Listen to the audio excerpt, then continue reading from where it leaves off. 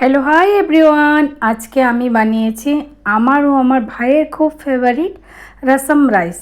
চলো তাহলে দেখাই রসমটা আমি কিভাবে বানিয়েছি। এখানে আমি চারটা টমেটো কেটে জলে দিয়ে দিয়েছি। 2 কাপের মতন জল নিয়েছি। এখানে জলটার মধ্যে বয়েল করে তারপর টমেটোর যে ছিলকাগুলি হয় এই ছিলকাগুলিকে বের করে দিয়েছি। বের করে তারপরে একটা আলু ম্যাশার নিয়ে এটাকে মিক্স করে দিয়েছি টমেটোটাকে।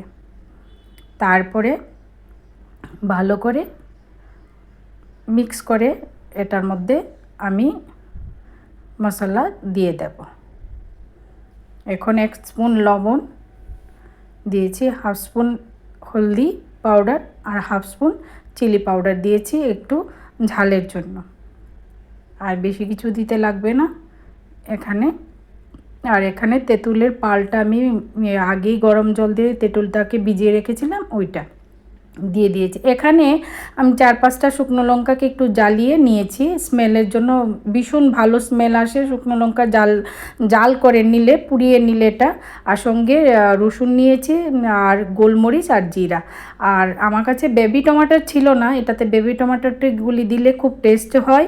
এখানে আমি ছোট ছোট টমেটোগুলিকে 4 ফালি করে কেটে এটার মধ্যে আমার যে শিলনোড়াটা, ছোট শিলনোড়াটা আছে ওইটাতেই আমি মিক্স করে নিচ্ছি। এটা যা সুন্দর একটা স্মেল বেরোয় না, আর বেশিক্ষণ নিয়ে করব না। আর এখানে আমি 1 স্পুন রাই আর সরষের তেলের মধ্যে আর কারি পাতা দিয়ে দিয়েছি। ওটা তড়কা লাগাবো, রসমটাকে তড়কা লাগাবো। রসম আমাদের শরীরের জন্য খুব হেলদি। যখন অসুস্থ হয়ে যায় তখন এই রসমটা খেলে মুখে অনেক রুচি আসে। সর্দি কাশি হলে বাচ্চাদেরকেও রসমটা খাওয়ানো খুব ভালো, হেলথের জন্য খুব ভালো। এখানে আমি তড়কা দিয়ে দিলাম। এখন রসমটার সঙ্গে মিলিয়ে নেব কারি পাতা দিয়ে, তড়কা দিয়ে। ওই মশলাটাকে বেশিক্ষণ জ্বালাবো না, কারণ জিরা আর গোলমরিচের স্মেলটা চলে গেলে ভাল লাগবে না, তার জন্য এখানে আমি কিছু ধনিয়া পাতা দিয়ে দিয়েছি। রসমে লাস্টে ধনিয়া পাতা দে।